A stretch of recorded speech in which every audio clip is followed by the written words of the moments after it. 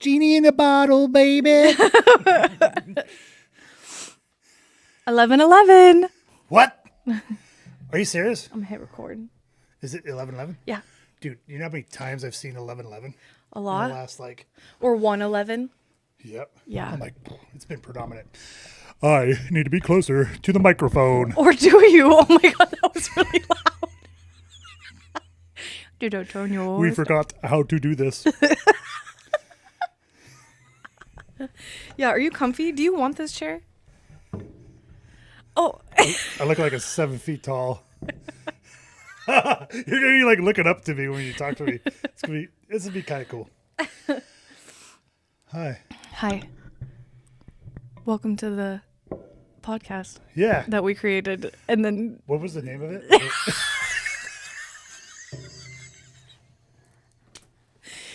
welcome to Between the Galaxies. With Chelsea and Dan. Yay!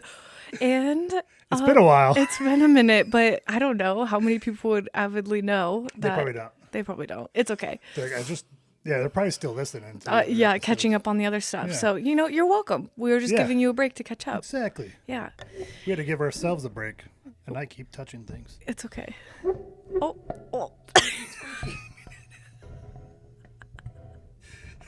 Hi. The last episode that we aired was Dan's solo Yeah. about addiction, which now you have. How many days have you been off of chewing tobacco? Negative. Not just kidding. Oh. It's been a while. 60, 70, like probably 70 days. Yeah. Does it help Yeah. to not be like, okay, now it's 71, now it's 72, now it's. I forget. Yeah. You just kind of put it out of your mind. I think a lot of people kind of they enjoy that, and it keeps them accountable, I guess. But me, I just I like remembering. I'm like, oh yeah, I haven't even chewed for like 60 days. That's kind of cool. That's amazing. Is that the longest you've gone? Yeah. Oh, I think so. Actually, it's definitely the longest. Where's my mic at? You're good. Do you need it higher? Maybe I need my monitor. Hello. I think it's good. Okay. So it's been the longest time I've ever been with. Ooh, yeah, like That was better, yeah, huh? That's better. Yeah. Yeah. The longest you've been without it? Without nicotine. Oh, just nicotine, period. Period. Nice. Yeah, because every other time that I stopped or I quit, I used like a nicotine replacement, like either a gum or Zins or little pouches or something like that. Yeah. So, and I felt like that just keeps the nicotine in your body, and then you end up relapsing. And some people just keep doing nicotine patches and stuff instead. Yeah. And I think the biggest problem is the nicotine itself. Because tobacco originally used to be a big, thing for like Native Americans and Hispanics and stuff. It used to be like a ceremony thing where Yeah, indigenous cultures Yeah, used it. But it was exactly. its own purest form. It wasn't. Exactly. It was like the bogged straight down. up leaf form. And it was not, a bunch of additives and everything else that America does. Fucking America. I'm going to be all side saddle this bitch. Do you want to... Do you want to switch spots? Do you? I feel like I'm really tall. I know. I wonder what the video looks like. It might be cool. Yeah, Am I loud? a little bit. Good. I know. I was like, oh. Or is your monitor loud? Or is my headphones too loud? Maybe. Yeah, How's that? that's good. I don't know. You sound good. Cool. Thanks for hanging in with us during our sound check, guys. Yeah. Hey. Welcome to... We ain't cutting shit. Oh, I have to do a shout out because we have a second avid listener other than my mom. Yeah, her name's Addie. Hey Addie. Addie. She's caught up on every episode Ooh, of that's both. cool. She loves it. Really? She's like, and she even told me, she's like, you have a new avid listener. I know you always say it's your mom, but it's me now. Love you, Addie. How do you know Addie? Um, School? no, she's a sister. She's the sister of Ashlyn, who was my student, Oh, and they've cool. become and their mom. They're family now. Y'all Oh, are that's family. awesome. Yeah, I love them. Yeah, That's cool. I know. Well, nice to meet you, Addie. Sorry, I'm moving a lot. Addie. It was because you like moved while you said it. I was like, I'm way too far. Oh, wait. And shout out mom. For always Shout out, listening. Mom. Happy birthday! It was your birthday yesterday. Ooh, yeah. Yeah, Go Cancer. cancer. Not The not astrology. astrology, not cancer. Yeah. Fuck. There should be extra fucks on this one. Sorry. It's been a while. And I think we care less about what people think. Yep. Let's talk about the last couple months. The last month in particular has been a wild ride for both of us. And Dan and I, over the last year, through all of like this like spiritual growth and self-development and all this, we were like We walk. know everything. It's so, We're like walking on whimsical. sunshine, and everybody's like, oh, spiritual awakening. It's so hard. There's so much like darkness and sadness. And Dan are like, What are you talking about, talking dude? about? And then, Rainbows and shit. and then we were like, oh, Ba-ba-ba. Oh, that's Yeah, what it yeah. meant. and I want to start off, not because I'm like deflecting anything for me personally, but because that's not it at all. But I think your journey is like super fascinating, and I don't know. Are you ready to like talk about exactly what yeah. you did? Yeah. Okay, so Dan made a big boy decision without You could call that. without telling his best friend or anybody in his Anybody else. life that he was going to do it. And I had multiple people who are really good at that kind of stuff. Yeah. Would be super good people that be in that space Yeah. that actually do it like professionally. Yeah. And we're like, Dan, what? So what do we do? What do you call it? What are we breadcrumbing about? No, just kidding. Yeah. What are we breadcrumbing everybody about? Dan did a bunch of mushrooms. I did a bunch of mushrooms. at once. Yeah. In the wildest scenario and possibility ever created, ever imagined. Well, and then that morning into it, you, me, and Camille were sitting together, Here. just all having a great time and like talking, and you didn't even bring it up then either. No. So it actually all started from last episode. So the whole getting off the tobacco thing was like what initiated everything, because I got off tobacco and I wanted to know why I was even using tobacco, and I wanted to figure out the root where that sits in my body and why I was using it, because usually you use tools or substances to like numb yourself or to get away with or to forget or something, medicate yourself. Yeah. And I was like, what am I medicating for? What am I numbing for? Am I even numbing? Because I wasn't really sure, because everything was perfect for a year. Yeah. Yeah. Yeah. And then even, well, no, it was shortly after getting off tobacco, my uncle passed, and it was like probably a week before or a couple of days before the mushrooms. And I was like, ooh, and it really opened up like a lot of grief stuff with my mom and veterans and people who have been in my life. And it was like, ooh, that is why I'm using tobacco. I was like, whoa, okay, this is crazy. To avoid the deep processing of grief. Yep. And letting go. Yeah.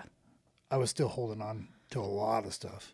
Yeah. And I still kind of am here and there, but I'm learning to let go more. And yeah.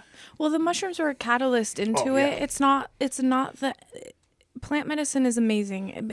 You don't do it one time and you're cured forever. No. Like, it's a process and you have to revisit it. And exactly. Yeah. And that's like the coolest thing Camille shared with me was like awakening and stuff is like not linear.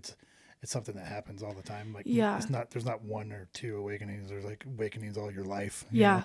Yes. And different Yep. aspects. I was just thinking about that today, actually, is like, oh, wait until you have your second awakening. It's like, but I thought to myself, it dawned on me, like, it's going to happen. There's going to be an infinite amount. Yeah. Exactly. Infinite. Which is kind of cool. It is. And they come in different levels too, yep. for and sure. different scenarios and different stuff. And, and it's, I think the awakening is you giving yourself time to process these things that you left unprocessed. Yeah. And we should probably have started off by saying this, but like doing psychedelics, doing anything, substance. Drugs, no. Drugs are bad. Just say no. Or something. Is that what it was? We're not recommending this. No. But we have people and this is why I was a little upset with you, Daniel Chisholm. Who? Me? That you didn't. That was old Dan. Sorry. That was old Dan. That you didn't like tell some of our people in our circle that like guide people through this practice. Oh yeah. So by no means are we suggesting to anyone to do what Dan did, but there was some benefits to it. There is practices with shamans, practitioners, people that are masters in the field of plant medicine. And there's a lot of people in the area and in this state that do that you could find that is really good. And do it safely. Yep. So we should have started off by saying that, like, we don't condone this, but this is what the experience was, and we're here to talk about it. Yeah, exactly. A lot of times too is like psychedelics and mushrooms in general. It'll only give you what you are ready to see. Mm-hmm. But there are like bad trips that get pretty freaky. Yeah. And that could happen for sure if you're not in the right intentions and stuff. Yeah. And that's why it's best to have a guide, because they could kind of steer you and keep you from getting lost and stuff, which would have been really beneficial for me. Oh my God. and there's such thing as microdosing and still getting like what you need. And that's what I was doing for like the last 6 months was microdosing too. You were like, awesome. And correct me if I'm wrong, but you were like, there's something I'm missing here. Fuck it, I need to find out. Show me. And so you took the hero's dose of mushrooms, which is like 4 grams.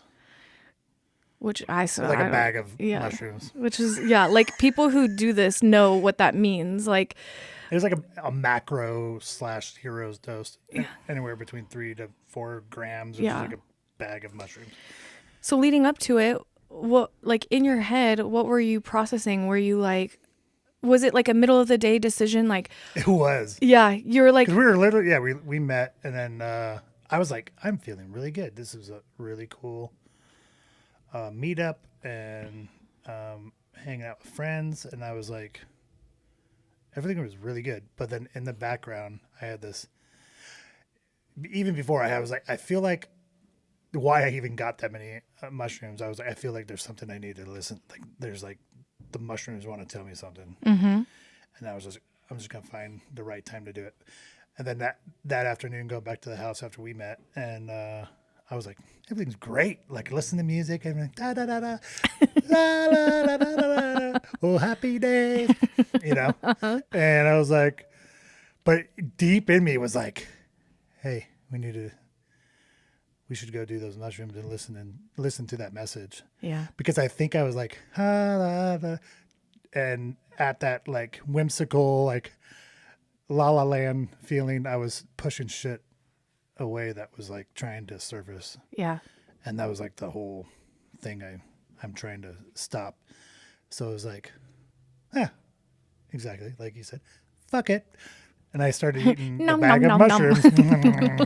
I'm like, I don't feel anything. And that's like how everything is for me, like alcohol, any of the stuff. I'm like, dude, I don't feel it. And then I like keep taking stuff. And then all of a sudden, boom, Dan's in Danimal mode. And oh God, he's blacked out. Who knows what's going to happen? So you do this. But, I did that. And I was like, I have a great idea on how to initiate what I want to how to get the message that I need to hear. Yeah. And I was like, I'm going to go to my dad's house, who's in Indiana, dealing with my uncle's death. His brother. Yeah. And I was like, I'm going to go to the house. I'm going to look up family albums, and I'm going to look at mom pictures. I'm going to look at Uncle Steve pictures, and we're going to figure it out. And I was like, I went to my dad's house. Were you feeling, had they set in at the point that you decided to go to your dad's? No. Okay, so you kind of like, at first you get this kind of like, ooh, okay, this is a great idea. Mm-hmm. And then the rest of them set in, and you're like, this is not a great idea. What did I just do? Sorry, I'm loud again. No. I was checking to see if it was still recording. We're having SD storage problems, people. Oh, yeah. No, did I press keep talking play on the video? I don't know. Should I go check? Yeah. You're like me. We are. Be right back. Pause. Pause. You like me. It's on. Okay. Yeah, the sudden panic that it's not. Yeah. We both had our own little ADHD moments right there. Yeah. Chelsea's touching alive buttons. And well. And Dan's like, did I record? But yeah, we're here. Everything's fine. And yeah, I got there. Dad lives across the street from me, so it was a really short walk. And I was like, deeply, I already knew what I wanted to venture with. I wanted to open up and understand and bring to surface traumas of my past, and specifically grief. And I was like, well, let's go to the one place that I've processed the most grief at. My dad's house. And downstairs. And downstairs, where I lived for a while with the boys. And just kidding. Sorry. Off track. Squirrel. No, just kidding.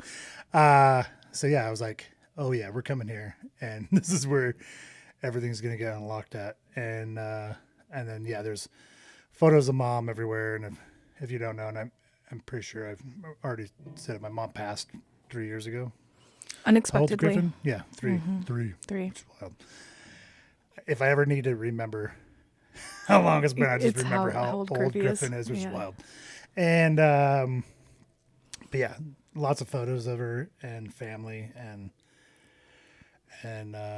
we have the most amazing collection of family photos and albums and stuff of like over the years as being kids and stuff. Like there's probably like 20 of them of all my brothers and I lives growing up from infancy to on to. I found it out. The album that I found with Steve was an album that was just my dad, and it had pictures of my uncles and aunt and my grandma and grandpa and stuff like that, which is kind of cool. So there's lots of photos of Steve there. And then before I got like pretty wild on the mushrooms, I was sending a bunch of cool photos to family, like, oh, look at Steve. It's Steve. And then through the other albums I was looking at, Steve was like in every one of our family albums because he came from Indiana and visited often. So like probably almost every other Christmas he'd come. So he was here all the time. So he was in like every one of the albums, and I was sending different photos from him being young to him being older, and then there's lots of, every one of them had mom in it too. So it was like, ooh, cool, wow. And then I was like, let's go downstairs into the dungeon. Not just kidding. And I went down there, and that's when shit started getting weird. What was the first weird thing you experienced? Or was it visuals? Was it... It was getting stuck in time. So for like what seemed like a half hour, it was 5:30. 1 minute. Yeah, it was just 5:30 I was like, and I go to the bathroom and come back, and it was still 5:30. I'm like, shit, I stopped the time. And it was 5:30 for the whole time I was downstairs. So I don't even know how long. Well, was the clock broken? No, it was my phone. Oh. It's wild. And then I went to the the bathroom and just look in the mirror and be like, what is happening? What's going on? And there's like spider webs and spiders all over the place. Oh. And I was like, ooh, this is not good. And then I started freaking out. I started having like weird shortness of breath stuff going on, and like my body didn't feel right. Like my gut instinct thing. I was like, ooh, some like dull pain in my core, and I was like, oh no, did I do something bad? Like, did I mess up and do something, like eat something that I wasn't supposed to eat, like along with the mushrooms? Because I was like really having a hard time realizing like what even was happening. I was like, okay, it's been 5:30 for like a half hour. This is crazy. I'm having all these weird feelings. I feel like I have shortness of breath. I'm getting really tired. And then I was like fearful of the tiredness. I was like, maybe I should just sleep it off. Maybe I should just lay down and like just sleep. Like usually when I ever used marijuana, it like lay me. I'd have to like lay down. It's like that stuff just ruins me. Something around. I'm super sensitive with marijuana, and I'd end up having to like basically take a nap because I didn't like the feeling that it was doing to me. And I was like, maybe I should just do that. I should just take a nap. But then I had this thing where, no, I shouldn't go to sleep. If I go to sleep, then I'll die. So I was like, nope, I got to stay up. What do I do? So I was trying to like splash my face with water. And then I was getting stuck and everything was kind of spinning and stuff. And I was like, I need help. And that's when I called 911, and I was like, hey, I just took a ton of mushrooms and I'm not sure if I took anything else, and I don't feel good and I need help. And they were like, we're on the way, basically.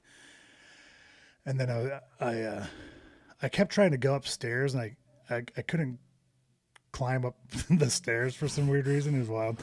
And finally, I crawled up the stairs because I have the police. Sorry, coming. this isn't actually funny, but it is kind of. It is. I'm so wild. So I finally got upstairs, and I sat down in the chair, and I was like just weird breathing. It was like it felt like I was dying. How can you reenact how you felt like you were breathing? Just super shallow. It was like weird, and it just felt heavy, and like it was super forced breath, like, and like I was slowly losing the ability to breathe. It was like it was wild. I was like, shh. So my dad's got quite the medicine cabinet upstairs because he's been through a stroke. He's got AFib. He's got all kinds of other heart things and health issues, and so he's got a broad spectrum of like heart medicines and stuff. And I was like, did I like screw up and like decide to like eat some of those or something? Because it was bad. Like it literally felt like I was like falling asleep, but like death wise. Like it was almost like blacking. Like my vision was getting like narrower and like darker and tunnely. Oh and my I'm God. like, no. Like, and then I was like, I fucked up. I was like, I was freaking out because I was like, shit, dude, I just committed suicide. And it's slowly killing me, and there's nothing I'm going to be able to do. And I was like, what the fuck did I do that for? And that's why I finally asked for help, and I called 911. I was like, I don't know if I ate something else. And everybody showed up at the house. I had like fire trucks, ambulances, police cars. There were so many people that showed up at the house. It was like, oh shit. And immediately they got in. I was able to walk and let him in. And there was like 20 people in the living room with me. And they were all like surrounding me. And I was like freaking out. I was like, oh shit. and they were just going over like what's happening, what's the symptoms, what's going on. And I was telling them, I'm like, I have shortness of breath. I have like tunnel blacked out vision. I feel like if I fall asleep, I'm not going to wake up, all the stuff. And they're like, did you take anything else besides mushrooms? And I was like, I have no idea. And then that's when one of them was in the kitchen, and they were like, there's a giant cabinet of medicines. And he's like, and they're like, did you take any of those? I'm like, I don't know. I have zero clue if I took any of those. So they got me on taking vitals and stuff and hooked up to their little EKG machine and everything. And then trying to take my blood pressure, but I was so freaked out and tense and everything about it. I was like, and most of that was shame that I got to that point. Yeah.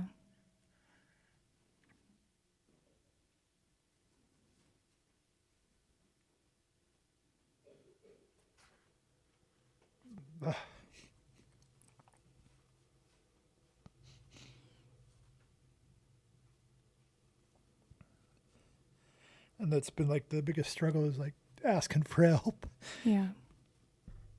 I'm thinking it's like some weakness thing that I'm the foundation. I can't crumble, or the world to crumble. And that's definitely the role that you've played in your family through every single one of the deaths that your family and your friends. And friends, yeah. And community. And I never really, I was using that as a way to help myself without actually asking for help. Yeah. So it was just delaying the inevitable that eventually something like this would happen. That's exactly why I think I went on the whole trip, was because this is exactly what needed to happen to initiate growth. Because suffering is the initiation of growth, basically. And I knew all the terms and read all the books, and but I was like, am I really living this? That integration piece. And I kind of was, and but not. I still had a lot. Whoa! Did we just lose power? We did. But this is still rolling. Yeah, I still hear ourselves. What the heck? It is still going because it's on battery. Yeah. We just lost power. Keep it rolling. Oh my God, that's funny. What? That's weird. That is a weird. What the heck? That is really weird. We're going to pause. Well, we can keep going. We could keep going in the dark. Or that could be just. Yeah, I say keep going. Yeah. I think it's still recording too. Mm-hmm. Really darkly. I'll just keep my phone on. we can just not do a YouTube thing. Yeah. That's fine too. Yeah. But yeah, basically I got exactly what I needed and wanted out of the mushroom trip. Perfect. Even though it was crazy as shit. Keep talking. And I'm going to keep talking. But yeah. Yeah, that derailed like a good your like good progression of like what you were explaining, but that's kind of cool. The power went out. It's so cool. I know, right? The asking for help thing is definitely something that I think a lot of people struggle with. Everyone struggles with asking for help. Well, I shouldn't say everyone. I know people that ask for help all the time, but definitely for you. And not only did you have to call 911 on yourself, which had to have been like A, scary, B, feeds into that shame, but you also accepted help from basically a second mom, Deb. Yep. Who was with you by the time you called me. Yeah. So it was she felt like something was wrong. She like was texting me and I wasn't answering, and usually I answer. And I think I was just initiating this whole travel into the ether. Mm-hmm. So I was like, nope, don't want any distractions or anybody to stop me. And I just basically just put everything on silent, and I just had to go deal with this. And yeah, so she was outside while all the ambulances and everything was there, and they were trying to figure out what was going on with me, and they wouldn't let anybody. And Elijah was across the street coming out of the house because, what? It's like the 4th time he's seen ambulances and firefighters that go into Grandpa's house. And it's usually Grandpa's not in town. Yeah. What the hell's going on? Yeah. Yeah, and each of those times that they have been at the house has been something bad. Wild. Yeah. Yeah. Wild stuff. Yeah. And that was like the selfish part about it. I don't know. It was weird. But it also... Oh, hello. We're back. Hi. We're back. There'll just be a darkness moment. Never mind. Just kidding. We're not back. I love this. But we're recording, so it's okay. Exactly. Yeah. This is kind of cool. So the power keeps coming on and off. So That's we're having spiritual psychic abilities right now. Yeah. Anyways. But yeah, they were outside, but they wouldn't let him in. They weren't even sure who I was because they were going through they're like, what's your name? Is this your house? What's your address? And I was like, no, my house is across the street. And they're like, what are you doing here? I'm like, this is my dad's house. And they're like, what's your name? My name's Dan Chisholm. Okay, where do you live? I already told you I live across the street. They're like, okay, cool. Why are you here? I'm like, this is my dad's house. And they're like, what's your name? I'm like, if you ask me my name one more time, I'm going to have a psychotic episode. You will send me into psychosis. Yeah. And then, yeah, that shame thing was setting in. So I was like super tense. I was like, I had my body was like locked. Cause it was just like, I didn't trust myself. Didn't trust anybody. I didn't want to say too much. I didn't want to go to jail. I don't know. There was all kinds of weird stuff. Yeah. I didn't want to get, they kept they're like, where'd you get the mushrooms? And I was like, a friend. You trust him? I'm like, yes, I do. A friend. Okay. So I was like, I'm not going to tell you anything about who and where I got my stuff from. So don't even try. But they were just mostly, they were just trying to make sure. They were like, was it a safe source? Right. Yeah. Because accidental overdoses happen all the time. Yeah. And thankfully it wasn't pill stuff because that's one of my Marines and his girlfriend passed from accidental overdose. So I was like, that was one of the things I was struggling with. But yeah, I was like, nope. They looked it up. Well, they got done taking my vitals and everything. And they're like, you're not in distress. We're having a hard time getting your blood pressure because you're super tense. I'm like, yeah, I feel that. So like the cuff thing would just keep. It was like one of those automatic ones where. So if you're like tense at all, it just keeps getting tighter and tighter, trying to read your blood pressure, and that was freaking me out too. So all while I was having a pretty intense trip, was this stuff happening. So I was like freaking out about that, and then finally he was like, "Is there too many people in the room?" I'm like, "Way too many people." Yeah, no shit, Sherlock. Jeez, fucking. So he 20 like cleared people. out pretty much everybody except for him and one other person. And then I was like, oh, okay. And then they're like, somebody came in. They're like, there's this lady named Deb Adams outside. Do you know her? I'm like, yep. Do you want to? Can she come in? And they're like, yeah. I'm like, okay, yeah, let's bring her in. So she came in, and she's like, hey, what's going on? I'm like, I took a shitload of mushrooms. And Deb's like old school. Yeah. After the whole thing, she was like, in Quincy community, I have like a 0 tolerance thing on drugs. She said that? That's what she said. She's like, just please don't do that again. I'm like, yeah. And then the old school people don't really understand like No. where I was coming from. She thought I was trying to hurt myself, Yeah. sort of. Yeah. And just confused as to why you choose. Yeah. Exactly. Yeah. They don't quite understand Well, journeying and the but let's talk about that too, because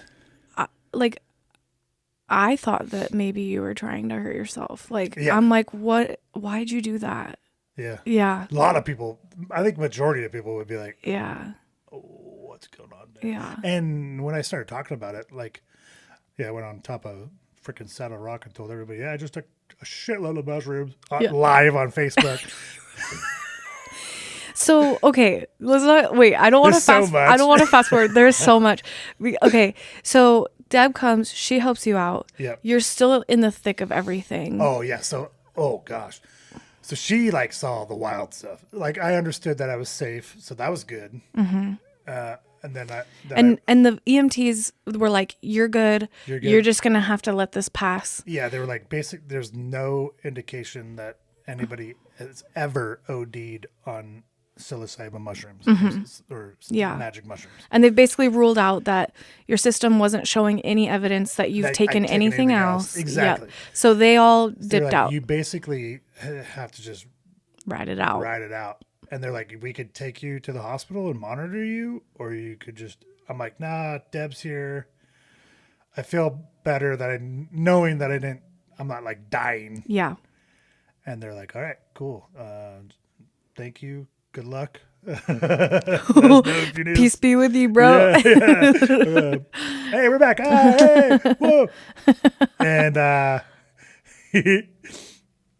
yeah. And then it was pretty much Deb. Deb was there, and then I was freaking out. Because I kept going into like past traumas. Like I was living them. Yeah. When you called me, you were talking about it. Everything was happening all at once. But you were telling me that you'd just gotten in a motorcycle accident. You were reliving your motorcycle accident. Really? Yes. Oh, yeah. And it freaked me out because you were like slurred. I had no idea you were tripping balls. Yeah. I get a call from you and I'm like, oh, that's weird. I text. Because we don't normally call each other. We normally text or do like an audio message or something. And I text something, I don't feel good. That's what it was. It was like, I don't feel good. Yeah. Whoa. And then you called me and I was like, hey, what are you doing? Are you okay? And you were like, the accident, I got in the motorcycle accident. And I'm like, you got in a motorcycle accident? Where are you? Who are you with? And you were like, Deb's here. And then Deb took over the phone and started telling me what was going on. And then my favorite part of this whole thing, I'm back. You were like on the phone with me, and Deb was mostly talking to me, telling me you're going to be okay, what had happened with, the EMTs were there and all that stuff. You were like, Chelsea, I have to fart so bad, but Deb's in the room. Because he won't fart or poop anywhere near women. Like, can't believe I even told you that. I know, it was so funny. So I was dying laughing, and Deb made me she was laughing too. Yeah. I was like, what? Do I need to come there or whatever? And Deb's like, nope, I got it. And so that part was really funny. But yeah, and then like I was checking in and and then a little while later you're like, I'm back, and I'm like, no, you're not, bro. Not at all. It took a week for you to like come out of the. Oh, it was wild. Yeah, like literally a week, maybe more. Yeah. For you to come out of it. It was definitely a week. Yeah. For all the real wild hard shit. But yeah, I was like reliving and fragmented into like every traumatic experience I've ever lived and had. I was like all at the same time. And then you told me at one point, not just through your perspective, like you were seeing it through other people's perspectives that were going through it as well. Yeah. I like was in the living room when Mom was like watching the news, seeing if I was going to end up showing up dead in Iraq. But really you were deployed in Iraq. Time, so yeah. But I knew that was exactly what she was doing. Yeah. And because through either, dad or brothers saying that she did that, or just knowing that she was doing it. So I was like in the living room while she was like watching news, just waiting to see because every morning basically CNN would like post who died in Iraq or in Afghanistan, and they'd have this like list of people. It was like, which is just fucking wild. It's part of the fear. It's As part of the a fear mom. mongering. Yeah. Yeah. Can you imagine that as a mom? Like, you No. just look at this Rolodex of names, and you're like, is it my son going to be on it? Like, whoa. That's like deep trauma in itself. And she'd watch it every day. And and that's basically like before that, she'd watch news here and there once in a while. But after that moment, she was like embedded into news and media, like until Which is the last day of not, her lives. which is not good. It was not good. No. And it was directly because she, of that whole experience. And and I had a lot of like shame and regret and stuff. Lots of shame came up, which was weird. And that's basically like the abandonment wound that you hear about. Yeah. Is shame and blah, blah, all that fear and all this stuff that doesn't even is in you, but isn't even like, it's all your ego and your mind making scenarios up that aren't even active And living in the past. and living in the past. And that's what keeps it tied to you is these alternate realities that you're creating in your own psyche. Sure sounds like some of the stuff Eckhart Tolle's talking about in New Earth. That's why I'm like, oh my gosh. Yeah, if you haven't read that book, get that book. Wild. New Earth. Yeah, it's right over there. Yep. Looking at it right now. But yeah. And like some of the stuff that you were telling me that you relived were things that we've talked about on the Souls We Carry of your life experiences, you know, your throat getting bashed in Hawaii and I felt that again. Yep. like literally like physically felt that and relived things like the death of your mom sitting with her in her hospital when she died in her hospital bed, last breaths. which was extremely traumatic for you. Extremely. And and knowing that Dad had to watch that again with Steve. Yeah. And he said it was basically the same thing. I'm like, whew. Yeah. And sitting on the patio of outside my parents' house and talking to my buddy Nerva, like a week before he passed away from liver and kidney failure, and talking about how he's gonna come up. Maybe he'll join the Boilermakers and he'll come move up to Washington and live with me, and we'll hang out and be. And then like a week later, he died from drinking too much. No. And I was like, and then I have like goosebumps all over my body. And then I remembered learning that he passed, and driving up I-90 on Snoqualmie Pass and like reliving the whole getting the call, and then trying to drive back home. Which was like a 2-hour drive, and it ended up being like 8 hours because I had to pull over to cry and freak out the whole time. No. So that was happening, and it was all like happening at the same time, which is wild.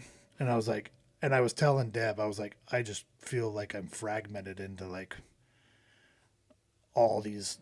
I'm reliving everything. Your consciousness was fragmented. It was wild. It was wild. And she was just worried. She's like, "Ooh," and then I'd like talk about Tom came over, and they were just kind of just like, so what's like going on now? And I'm like, I like freaked out about the military. I was caught on like how my friends in high school were like, hey, you never hang out, or never talk to me, or we never hang out. You're kind of distant, and thinking I'm old Dan, and family being like, hey, you're like weird and distant. And I was like, well, that Dan doesn't exist anymore. This is a new Dan from the military, you know? So I was like having those like thoughts and stuff. And that was wild. And I was like, I'd like periodic have like a crying bout with Deb and Tom. And I was like, what did the military do to me? Yeah. Yeah. I was like, what did they? I'm not Dan from high school anymore. I'm not 4-time class clown. Kind of am. You are, but different. Yeah. I'm not that guy that was in high school anymore. And I feel like every veteran I've talked to has a similar sentiment where it's like, what the fuck did it do to me? Oh yeah. Like, fuck the military. What did this do to me? Oh, it was wild. Yeah. And I was like, they basically took 4 years into breeding me on how to kill people. Yeah. And like we chanted it and was like excited about it. Yeah. We were like little pit bulls that they unleashed in the Middle East, and now we're just doing bullshit like that all the time. Yeah. What is even the point of these wars? Mm-hmm. Besides making rich people richer. Yeah. And us, our gas prices being shit, and then us just being manipulated, and it's like, so that was going on. That'll be another episode later. Yeah, seriously. But yeah, it was. So when did you start to come out of that sort of fragmented feeling and back to reality? Like, it was probably like, it was nighttime. It was a couple hours. Yeah. Just kind of, just in the thick of it. Yeah. With Deb, and then her kind of checking up on me and me telling stories and stuff she's never even knew existed. Yeah. And I think that whole time with her was like eye-opening for her to just know. Oh, and then I was going, I pretty much told her I feel like I'm almost burnt out from the organization and stuff. POC, yeah. and then just I'm trying to do all this stuff, but there's more stuff happening, and I'm just like spread thin. Yeah. Which is really good because that was eating at me a lot, you know. It was. And, yeah. And it was just like, man, I'm in this like spirituality mode. I'm like, it's hard to do the veteran organization thing because it's like a different Dan. Mm-hmm. And for the last year, we've been diving deep into spirituality and books and scenarios and crystals and yoga and everything. And that was like, felt like I was more aligned to that than being Dan, the founder of Veteran Operation Creation. Mm-hmm. And it was just hard because I felt like I had to be in every event, do everything, and lead everything. Yeah, because you founded it and you've been running it for years. Absolutely, it's a layer that needs to be shed. Yeah, yeah.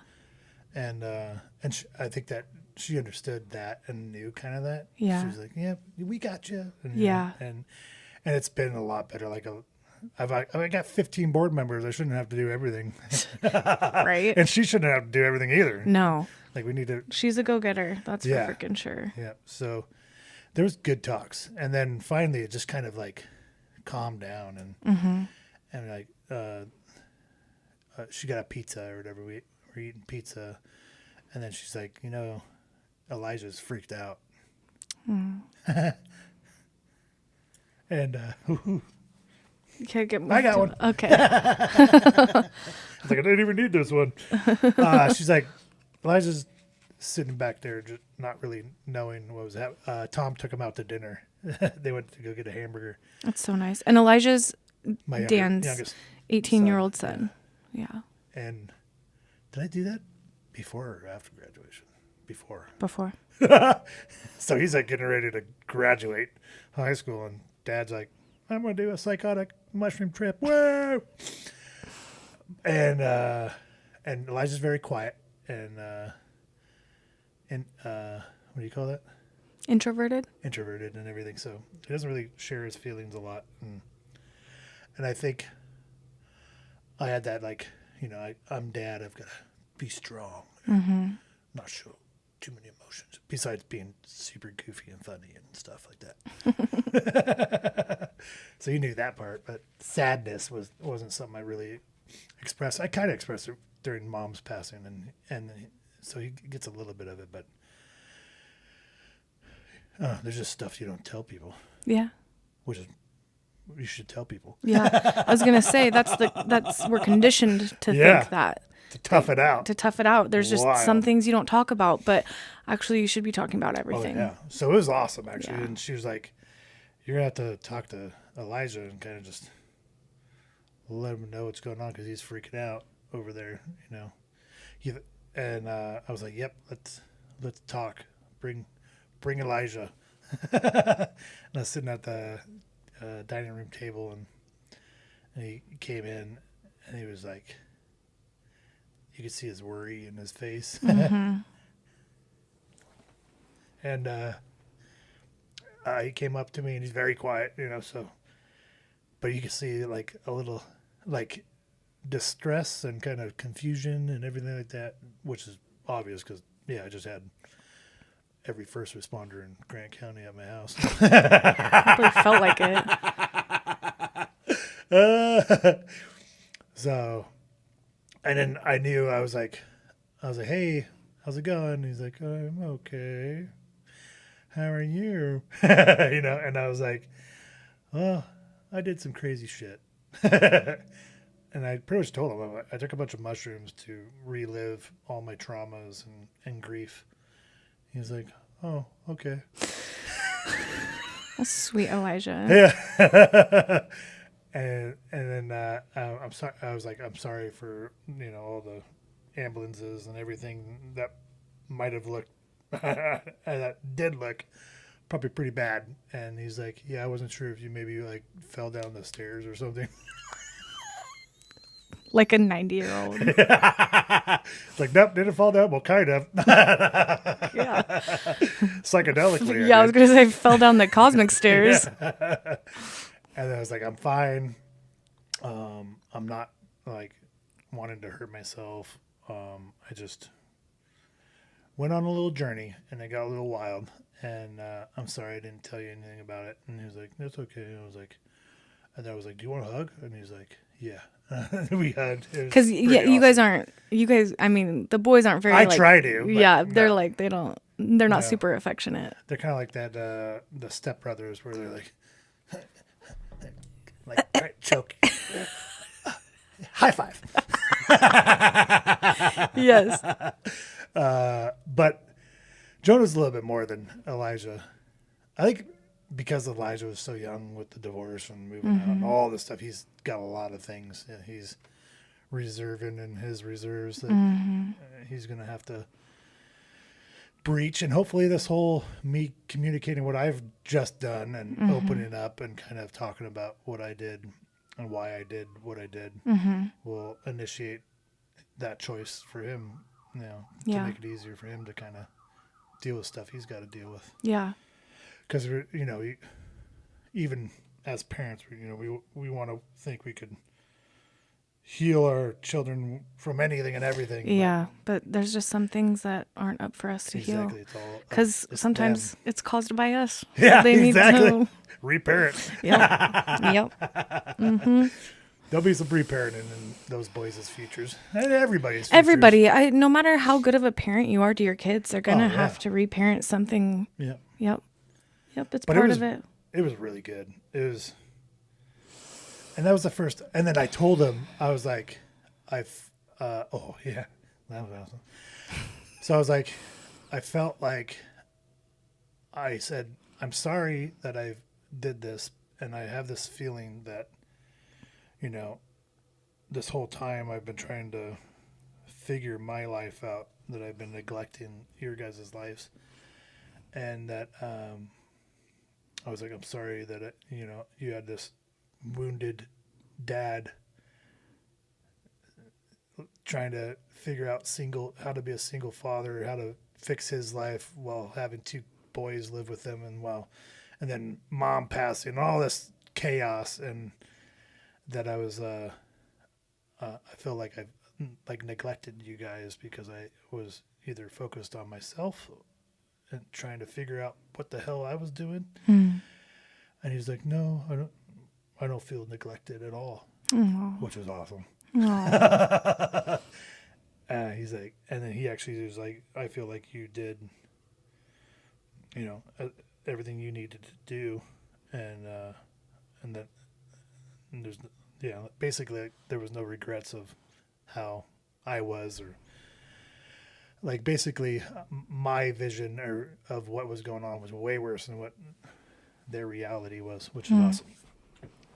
So that is really that was good. very healing. That's very healing. That had to have been, Because it's like, dude, I've got to put a patch on some of that shame at least. Yeah, because it was wild. Because it was like, dude, I'm like divorced, single dad with the boys 80% of the time.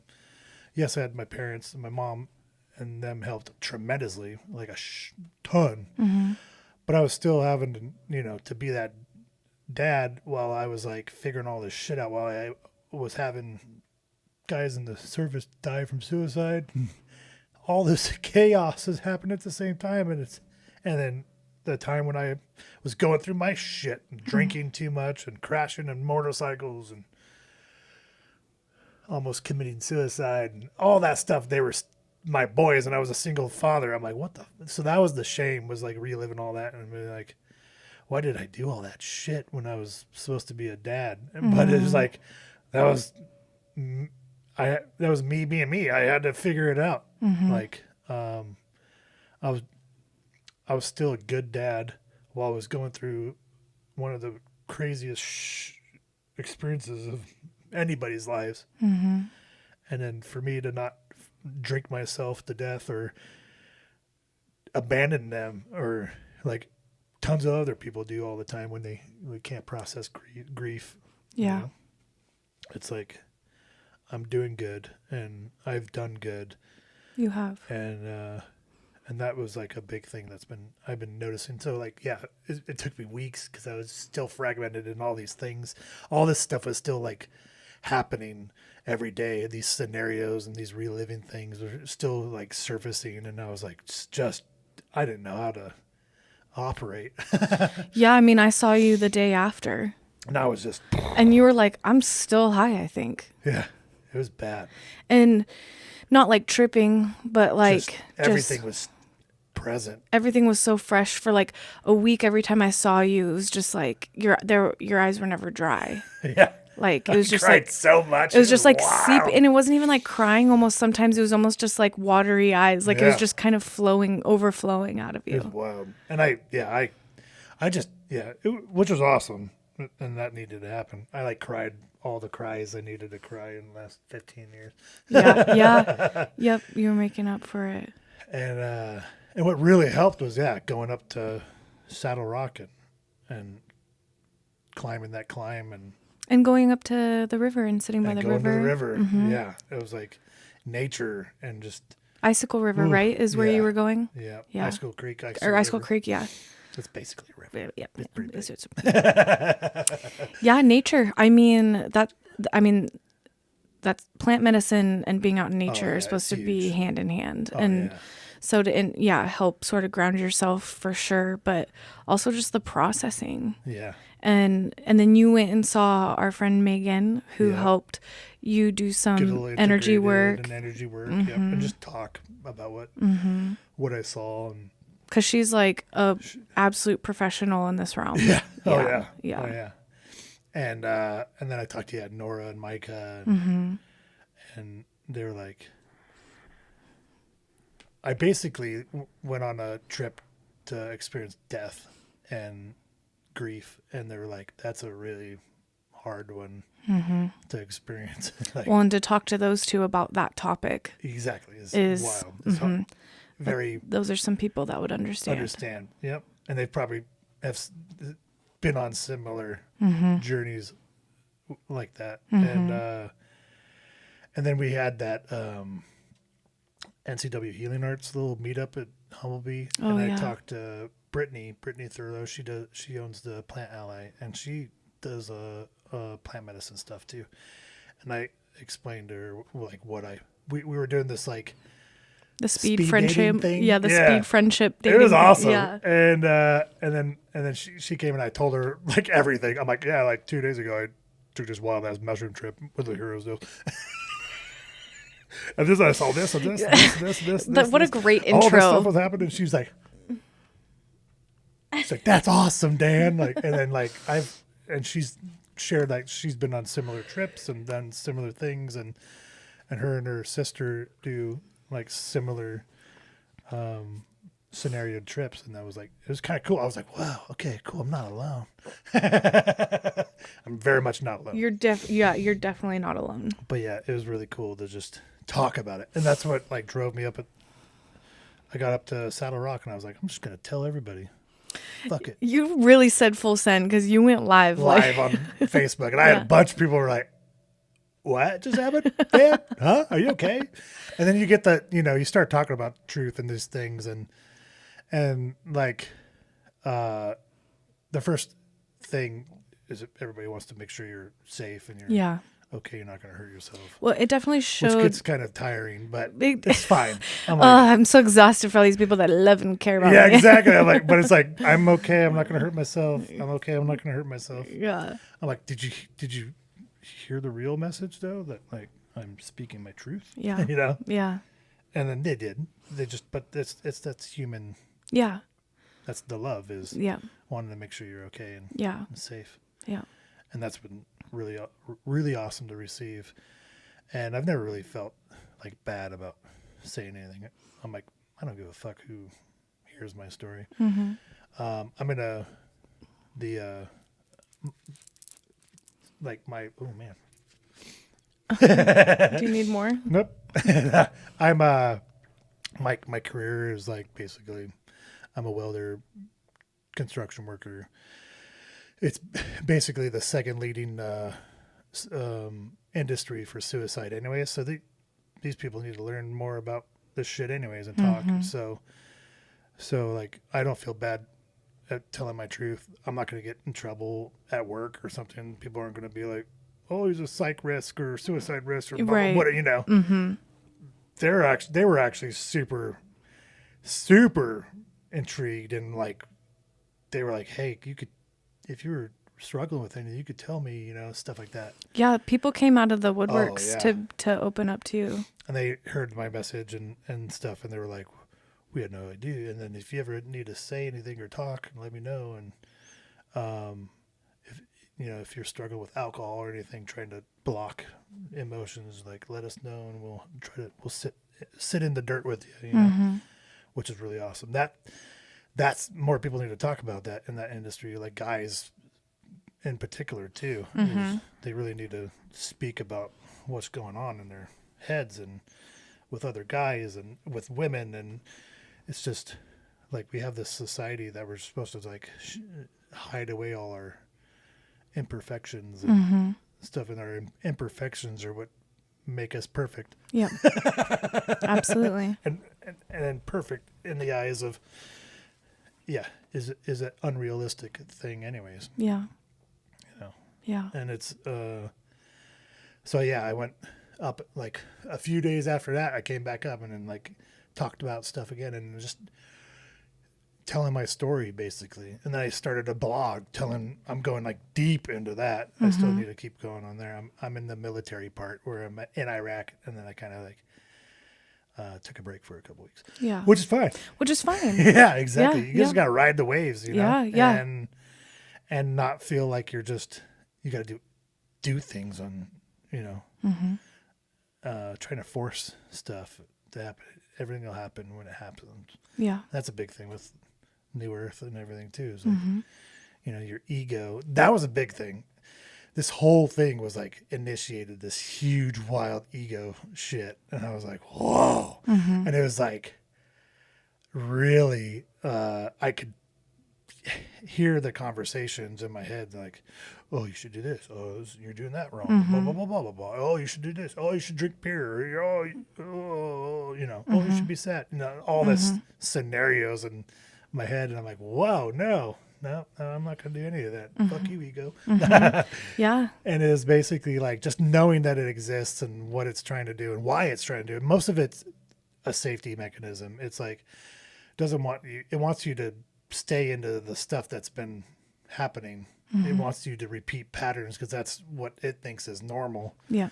But you need to understand that no, this repeating the patterns isn't normal, and this is what we should actually be working on. So the ego actually gives you the map to healing, and if you stop like fighting it and feeling bad about it, and don't listen to ego. Ego's evil. Blah, blah, blah, Yeah. That's when you could really truly start working on the stuff you need to work on, because it's basically telling you what you need to work on.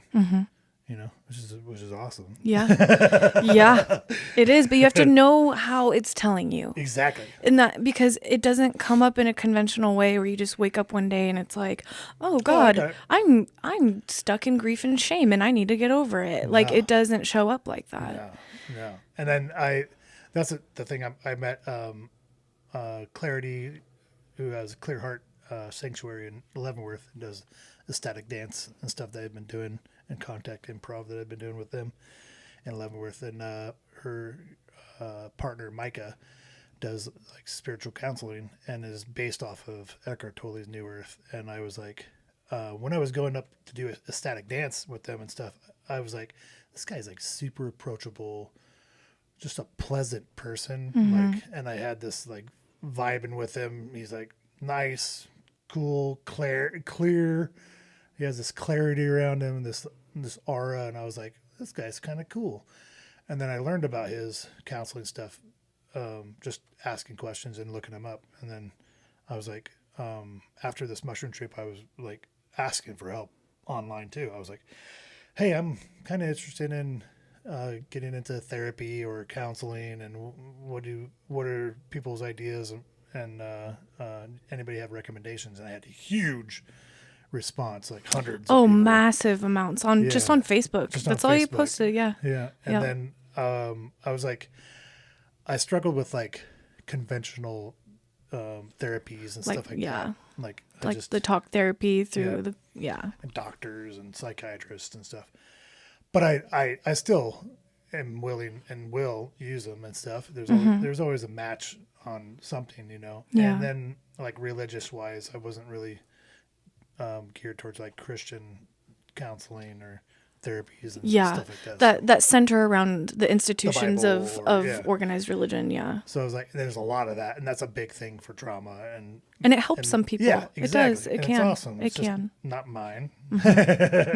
Doesn't follow my virtues and stuff, and that's okay too. Yeah. And so I was like, you know what? I think I'm gonna reach out to Micah and actually see what his stuff's about. And that's when he told me about the book, and we had our first counseling session, just like an introductory thing. And I told him like everything. He was like, what, Dan? And then we had a second one where I even told him more about me. And he's like, I am like really excited to work with you because you've got like a ton of the work already prepared and started. You already know the lingo. You've already been working at it. You just might need some new tools or just somebody else to talk that understands and that talks about it, listen to you and stuff. I was like, heck yeah. And like in the past, every time I went to like counseling or with a therapist, it felt like I ended up like leading the therapy session. I was like, whoa. And they're like, yeah, Dad, tell me more. Oh, wow. And then, just telling my story and just talking about it and sharing. Like, they were like, well, normally first session, nobody opens up this much, And I was like, oh, I've been trying to work on a lot of stuff myself, but sometimes you can't do it all alone. Yeah, no. I think all the time. All the time, yeah. You shouldn't. Community is pretty important. Yeah, it really is. Yeah, what a journey and experience. Yeah. That's wild. I'm glad that you brought it to you and Micah, because I was going to bring up how many people reached out with resources when you asked for help, and something that's huge in your life right now too, and is in the category of asking for help, is applying for your VA benefits. Oh yeah, what's that? What's that? That's wild. Like, I'm a pretty predominant veteran in the area. A lot of the other veterans know of me, and a lot of the people in VA and stuff in the area know of me, and I've been keeping the secret. Oh, sorry. No, it wasn't. No, it's not a secret. Okay. But I was keeping a secret. Oh, okay. I was like, they all had zero clue that I wasn't signed up for the VA. It's like normally the first step when you get out of the military is to sign up for the VA. And it wasn't that. It was like more predominant like 10 years after I got out.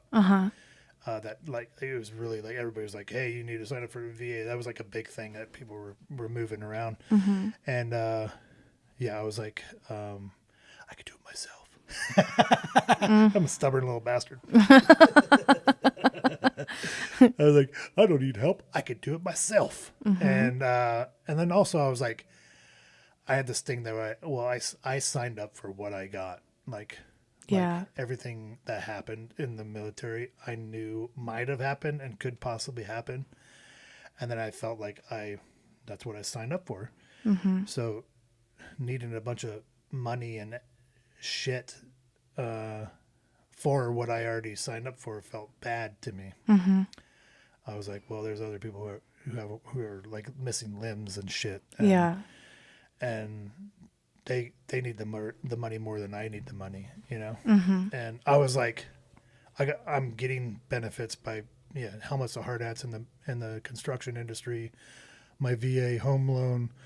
I'm like, I'm good. I've got benefits from the union. I've got a good paying job. I don't need extra money. And then I also felt like if I asked for and got this extra money, then I'd be tied to something. Oh, like tied back to the military again. Yeah. Like, I need government insistence. Yeah. Blah, blah, blah, blah. Well, and then we see personally people that take advantage of those benefits who got injured in basic training, and then they get to claim 100% disabled, and they get everything paid for. It happens a lot. So, and I know that like a lot of people like you and with your mindset, it's like also you don't want to look like one of those people either. Like potentially. And then and it was like I almost felt like if I got it, then I'd owe them more, you know, or something. Like I'd be tied, like I needed them. And I was like, I don't need no one. But at the same time, I did. Yeah. And the way they explained it, they're like, there's a guy, Anthony Sandoval. He's in Wenatchee area. He's freaking phenomenal. He's like one of the most renowned like veteran service or organizers or whatever you call them, officers, in Chelan County and in surrounding areas. He's just really good. He does a lot of claims. He does a lot of stuff with the VA. He's like phenomenal. And he was like just flabbergasted when we were at Veterans Stand Down in Grant County last year. And every year VOC brings like 100 bags of like produce from the sale, the FFA sale, at FCAD, and then we hand out 100 bags of produce and all kinds of stuff. That's so cool. And it was like everybody's like, "Wow, who are these guys?"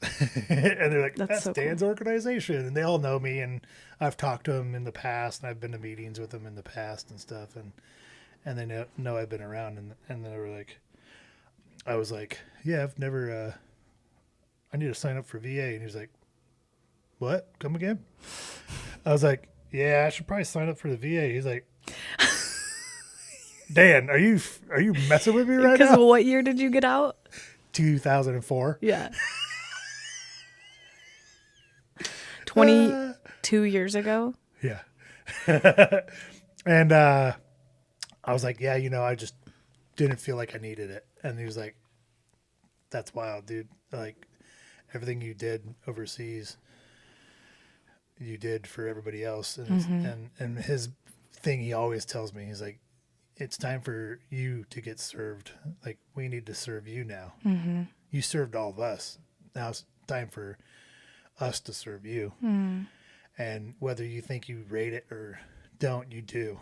Like you went over there, you fought, you probably rate it more than a lot of people," he said. Yeah. He's like, "Dude, the stuff you've done, the places you've been, the things you've seen, the struggles you've already struggled, that's all part of it." And I was like, "Actually, that kind of is, huh?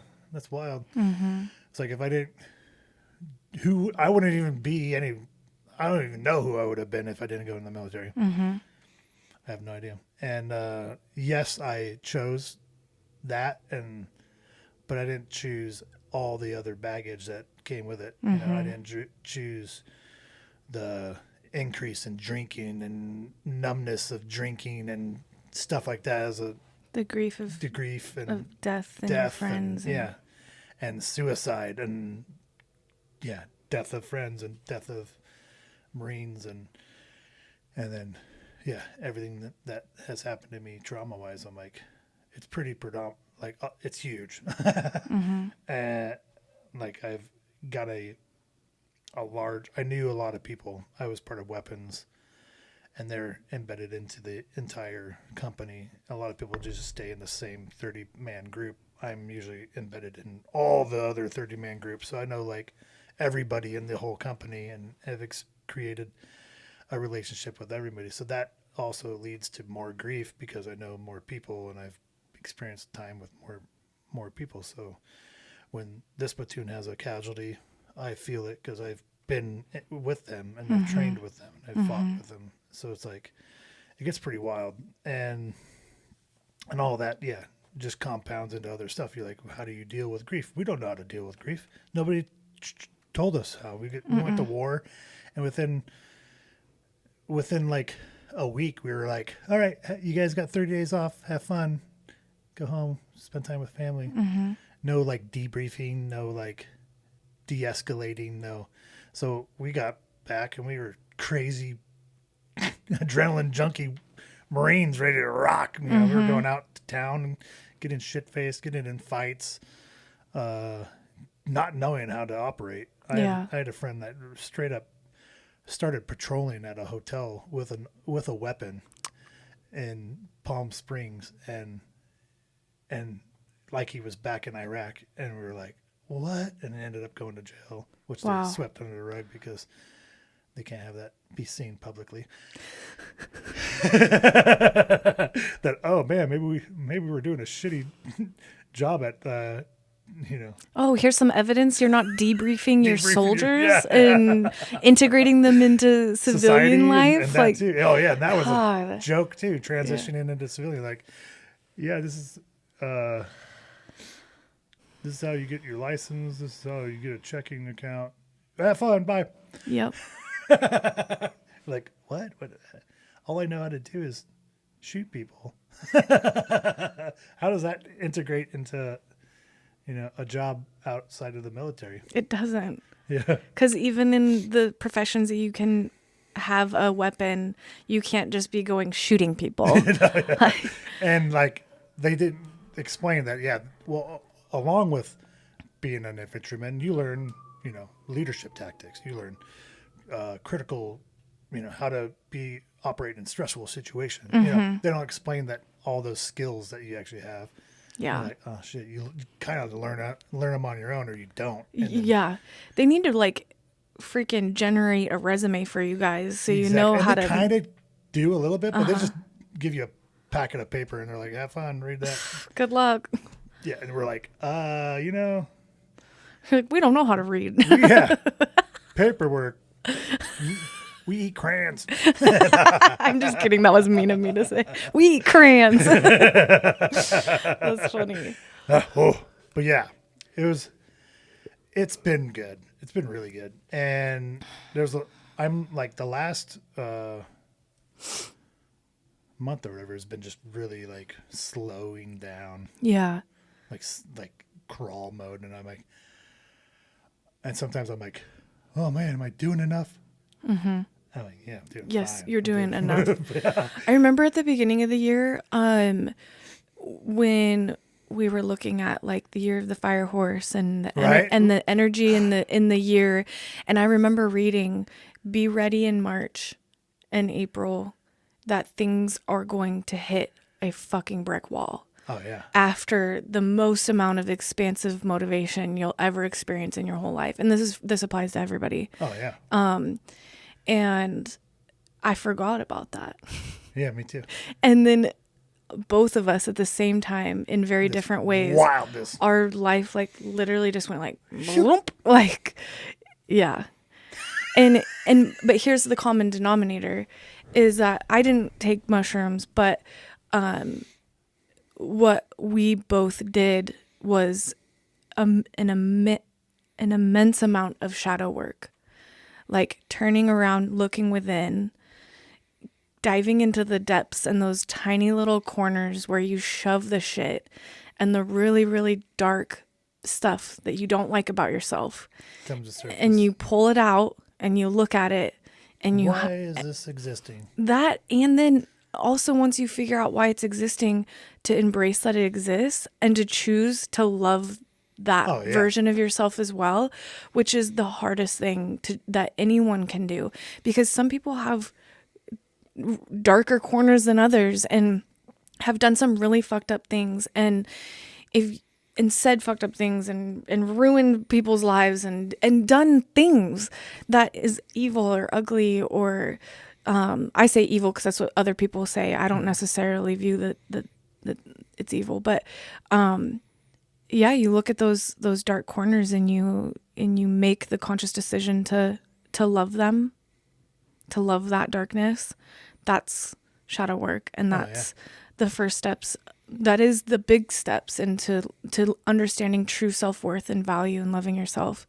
And I'd never done that before. No. Not to the extent that I did. Yeah. And then you and things that you just you haven't, or that you let happen. Yeah. Yes. Yes. That you let happen. Yes. To keep the peace. Yes. Seriously. But what kind of peace? Yeah. Peace within, peace with relationships with other people, your image. Yeah. Oh my God. My self-image has been I thought I was doing better in terms of letting go of my self-image. And in the last couple months, I was like, no, I'm not. No, I was lying to myself. But the psychedelic journey for you in that time frame was for me like I said, I didn't go do a bunch of mushrooms. I could have, but I that wasn't the path that I took.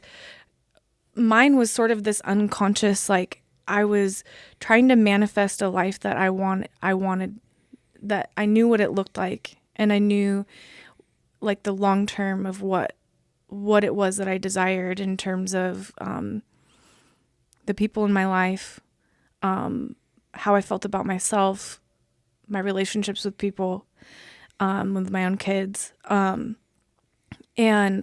I, through some friends that are really good and reading some epic people, their books and stuff, just learning different manifestation practices, and asking Creator, God, whatever you want to call it, the universe, the cosmos,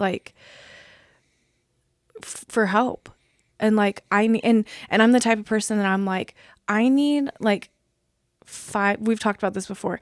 I need not just give me this sign, and I can interpret it. Hit me in the fucking head with it, shove it down my throat, and then make me chew it up, and then repeat it, and then put it in a sign right in front of my face that says, Chelsea, this is your sign. That's how I need things, and I'm trying to be better about that.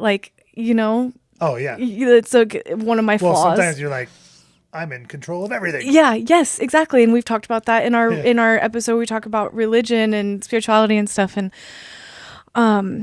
but mine came in the form of complete strangers walking into my life as tattoo clients or otherwise, meeting them in public arenas where I'm an extroverted introvert, in social scenarios, while my social battery is charged. I love to meet new people and talk to them, hence the podcast, The Souls We Carry, and ours really, but, complete strangers, giving me doses of wisdom and the most blunt advice I've ever received, helped me pull my head out of my ass for sure.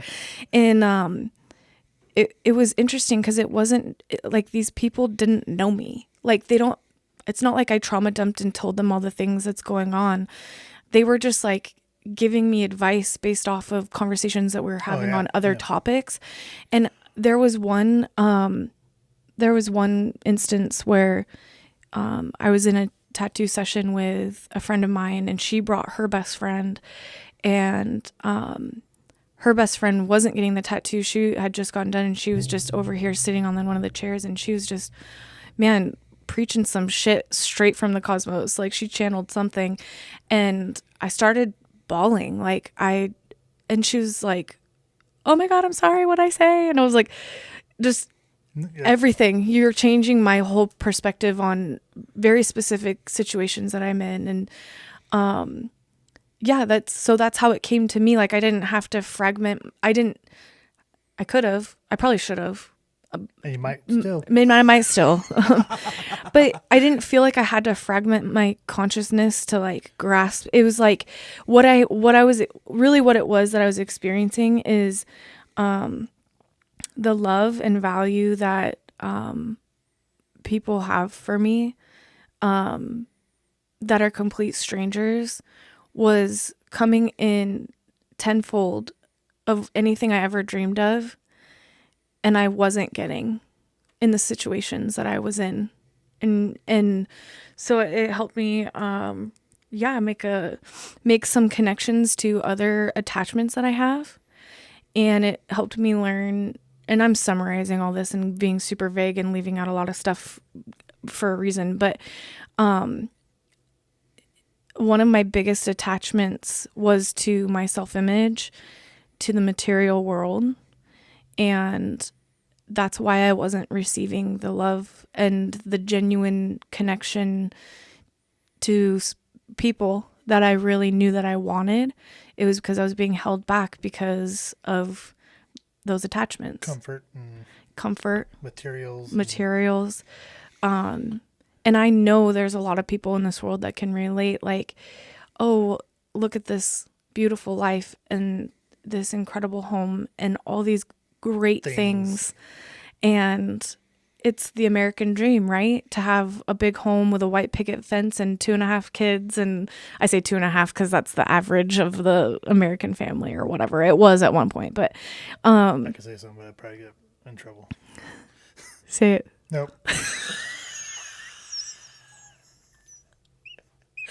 Whisper it, no one will hear. Okay, yeah. We'll say it off. Oh, it's that. Okay. You're like, no, really, I'm not going to say it. But yeah. And then it's like, dude, that's what reminds me of the Wookiee Foot song that I've shared, Just Visiting.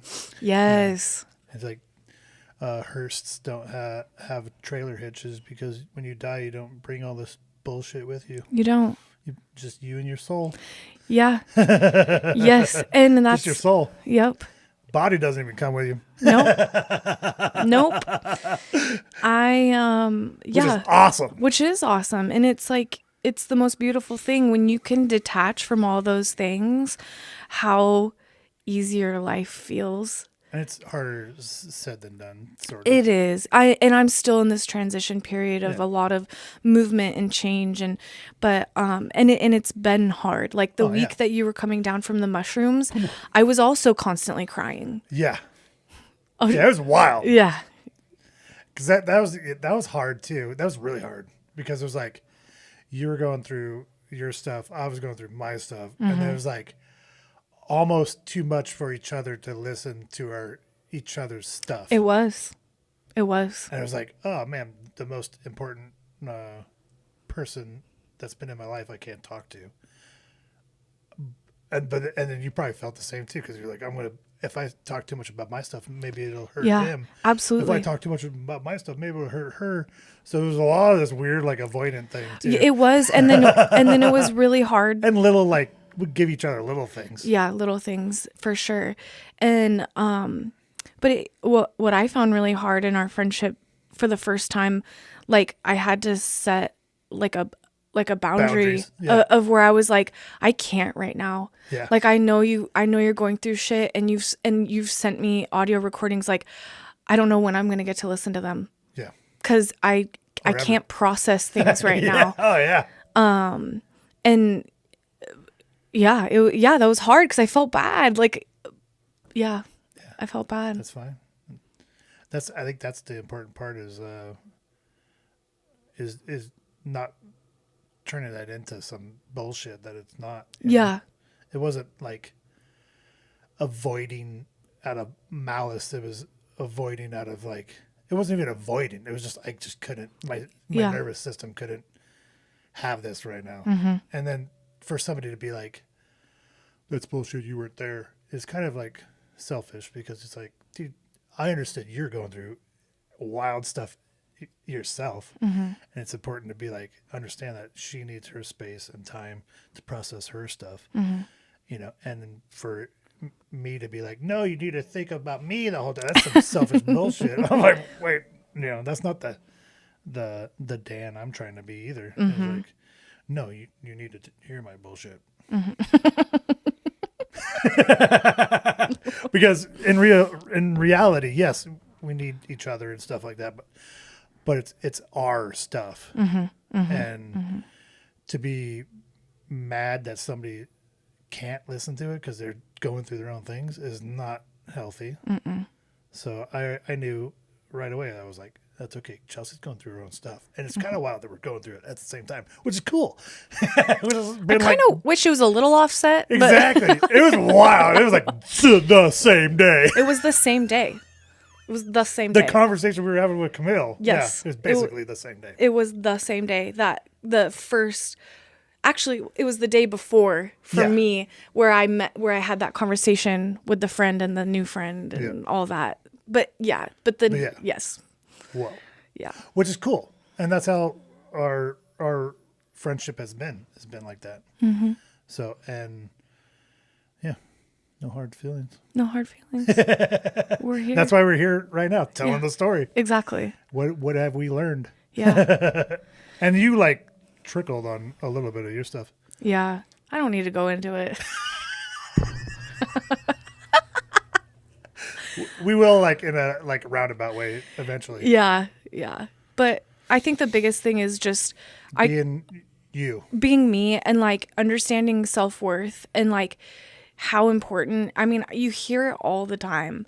People like, oh, you gotta love yourself first before you can like accept the love you deserve. Like, isn't it funny when you're like in the depth of the shit? All that shit's super annoying. It's so fucking but annoying. But it's like not. Yeah. And because you're like, fuck, I need to hear it. Yeah. Yeah, there's so many cliche slogans and expressions people use all the time, and they're so overused. And I know, it kind of takes the power away from it. It takes the power away from it tremendously. And but yeah, I understand now. Yeah. I understand now. And all the years that I felt confident in myself and like I can get along with a lot of people embrace me. For the most part, I haven't pissed off too many people that dislike me. And I don't know, just like how I seek significance in this world. All those things, like I felt like I did love myself. Like, and I do. Like I love myself. But I didn't understand the unconditional part. Like what was of loving yourself, yeah. And even unconditional, there still needs to be boundaries and stuff like that too. Yeah. But the unconditional part's pretty awesome. Yeah. No, and that's the shadow work that I'm talking about too, is like you have to look within and look at the ugly shit, and with no conditions, love it too. Yeah, oh yeah. Yeah. Yeah. And that takes, for a lot of people, going back into childhood. Yeah. And there's still stuff that, you know, where the boundaries are important, you know. Mm-hmm. You don't just get, you know, be like, oh, it's okay, I love him or love them or love it. You know, it's okay. They don't mean to do that. You know, there's stuff that boundaries. Right. There's like I see what you're saying, like enabling things. Yeah. Yeah. And so you make a really good distinction here, because it's like you don't want to be like, in terms of loving someone else unconditionally, something that I've done is that, where I'm like, oh, it must be important. My mom's calling twice now. You don't want to be like enabling, like, oh, he fucked up. It's okay. I love him unconditionally. Like, you still need to hold people accountable. Yeah. For stepping up and like saying, or crossing your boundaries. Yes, and saying like, "Oh, I did fuck up. I am going to change. I understand. Let me do my own shadow work and let me come back to this in a form that you deserve as a partner." And the cool part too is learning how freaking important communication is. Oh, for sure. And to yourself too. Yeah. Because Yeah. you could downplay things just by, you know, the conversation you have in your head. Like, Yeah. oh, he didn't mean it, or she Yeah. didn't mean it. Blah blah blah blah blah blah. Yeah. Or I need to like talk about what I'm feeling so they know where I'm at. Like how important that is. Yeah. It's wild because there's like Yeah. a lot of times you'll like how this fragmented shit was happening. I learned how important it is to just like speak and say what you're thinking, Yeah. because the shit that festers in your mind with your ego can become wild. Yeah. And Yeah. you're like, whoa. And then you can learn quickly how that whole scenario wasn't even a 1% of reality. Seriously. You're like, oh, I should have just talked about this with the person instead of forming some crazy scenario in my head. And how important that is to like relationships and Yeah. stuff. Absolutely. Because you're like two souls trying to live as one. How do you do that without talking and telling people, you know, the truths that are happening in your head? Well, it takes the ability to process them in That's the first it. place. Exactly. Yeah. Yeah. And being able to even listen or understand and not get defensive. Yep. Or, yeah. Yep. Which is hard. Genie, though. Thank you. Okay, it's yeah. unpaused. Okay, so We were talking about kind of like how important communicate. Hi. How are you doing? Are you kidding me? What is happening? I don't know. The power went out again. Again. This is like a super cool episode of power And interruptions. and interruptions. And like the two people who don't need distractions. I know. Seriously. Actually, how do we use distractions? We use it very cool. We use it very cool. Like you have like poop Kleenex right here. Oh my gosh. No, it's okay. The burgers? No, it's a Kleenex. Okay, cool. Nope, it's still there. It's on your right side. Nope, you literally touched everywhere but the spot. You got it. No, you pushed it to the other side. It's See? still there. Look at the distractions. We are the most fun. It's on the left side now. We're got on a it. 5-minute rant on distractions. Yeah. Anyways, yeah, we were distracted. But honestly, it's been an hour and 36 minutes. Oh, that's cool. And I feel like that's I got good. like another 30 minutes. How about you? Oh, I could talk for hours. I could talk for hours. But I do want to just kind of like wrap things up and just say like We're back. And I'm excited, and we've been kind of talking about making this like a wrap up of, I don't know if we've ever had discussion of making seasons, but were inspired by It kind of makes sense. It kind of makes sense that like now we're gonna like promo season 2 and like integrating some of the things that we've like learned from our first set of guests, the things that we've been going through in the last few months, and especially in the last month. And yeah, just come back with a little different flair maybe, or maybe it'll be the same and we don't even need seasons, but we do whatever the fuck we want. Maybe we're overthinking it. And But it's it feels like a new season for us, like in our lives is kind of really what it is. And it's probably, it kind of makes sense because we disappeared for 2 months. Yeah, we did. And But some that's people, fine. It's good. it is. And it really won't show unless the timestamps on the episodes. But, you know, and in this next season and chapter in our lives, like just, I don't know, doing really putting into play some of our fired up motivation goals that we had when starting this, and like, and lots of cool guests. That we have like a plethora of people to draw on. They're all just waiting patiently. Thank you, patiently waiting. Yep, exactly. We're going to be looking for like show sponsors and getting there's different things like that. Into it a little bit more. Maybe and like doing some like hosting maybe get-togethers and gatherings and collectives and things like that, and really bringing the community together. Yeah, we still have to do a launch party. Yeah, we still have to do a launch party. Mm-hmm. Okay, pretty fun over here. We get to. Yeah. And and I'm gonna disappear for like 2 to 3 weeks in Alaska. So yeah, maybe we'll. But maybe people won't even know that, because maybe we can make a backlog of episodes. Exactly. Yeah, that's what I was talking about. We were like, we could make another bank of episodes, and then season 2 starts in August. Yeah. But yeah, we make the rules. We make the rules. We do whatever we want. And if you need help and you're in crisis, 988. Maybe don't go right to 4 grams of mushrooms without guidance. But yeah, I'd look it up a little bit and try to see if you could find somebody who's into plant medicine and guiding. It's probably a better way.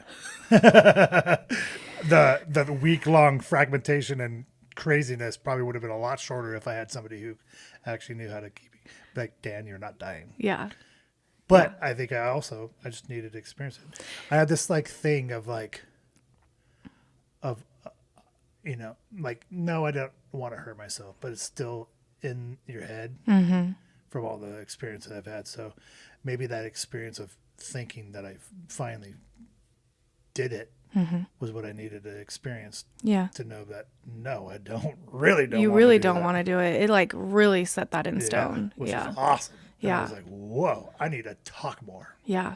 And that's what we were talking about before we paused, is talking and communicating. Yeah. Right. Yep. Even if it's just even if it's out loud to yourself. Exactly. Even if you're, that too, even if you're with a person that just doesn't hear you, you speaking it yourself might be the thing you needed. It helped me a lot. Exactly. Yeah. Cause the person that I was sometimes, you might be like, oh wow, you're really not who I thought you were or pictured. And maybe I should stand up for myself. Yeah, stand up for yourself. Move on. Find the circle of people there's nothing wrong with that. Nope. It's part of the journey. It's part of the journey. And, sometimes strangers come along and they help you look inward. Yep. Listen, there's your higher guides, your spirit guides, God, Creator, all those, whoever, all of them. All of those entities, energy forces, they're all guiding you. Oh, yeah. And some of us need signs and universal messages a lot clearer than others. But with the neon signs. The neon signs. But I promise you, when you start asking for them with your whole heart, like literally the energy from your heart center, and you put that out into the world, you will get it. Oh, yeah. And it happened fucking so fast. It can happen really fast. One of the manifestation tools that a friend of mine told me that I used, and after this last month, I've been preaching it to anyone that will listen. Be in a meditative state before you go to sleep. You're calm, you're relaxed, and you're centered. Or try to be, or in meditation, but sleeping, the advice was given to me before you go to sleep at night. Try to go to sleep speaking out loud, because what you speak out loud, like we said, is a powerful tool. But speak out loud over and over again and mean it. Show me how good it can get. And show me how fast it can get good. And just say that. That's it's a prayer. It's a manifestation. It's a speaking spells into the world. But if you really want to know how good it can get and you want to see it, say it with your every fiber of your being. Then it opens you up to receive it. Exactly. But I will tell you, buckle up, because sometimes it has to get pretty fucking ugly and hard before it does get good. Oh, yeah. Because you're shedding old layers and conditioned layers of yourself to achieve the good. Yeah. It doesn't just get good and you get to keep all those old conditioned layers. Yeah. Oh, yeah. Because it won't stay good if you do that. Exactly. Yeah. try to shed the patterns and that's the hard part too. Yeah. Yep. That is the hard part. So if you pray to God, if you talk to the universe, if you talk to your higher self, it can look so many different ways, you know. Hey God, please show me how good it can get. Yep. Words have power. Words have power. Hey higher self, it's time, show me. Yeah. Like, hey grandpa up in heaven watching over me. Like whatever your belief system and your paradigm is, if it's a belief. And beliefs. And the belief is at the core of power. everything. Yeah. Yep. And so, you ask and you shall receive. Oh yeah. So hopefully we will be getting our next episode. We'll have a cool guest. Maybe. Yeah. We haven't had that planned out, but we're gonna get to planning. Yeah, we're gonna get to planning. We're gonna get to planning. Any final parting words for our listeners?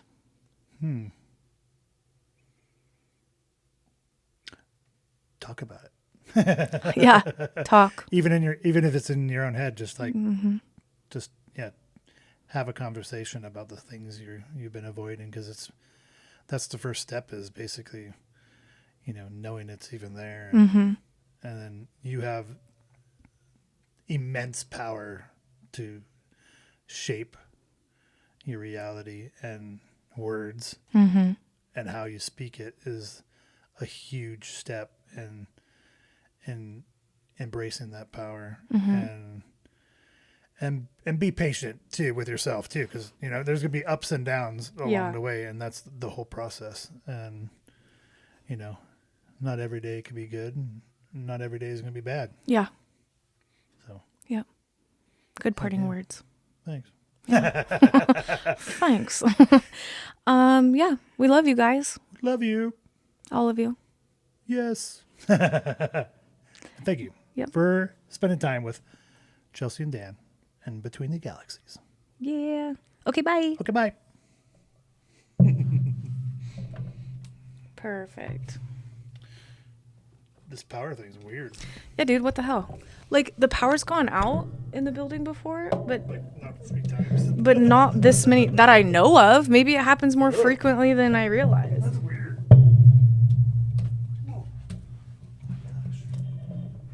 I don't know what all is on this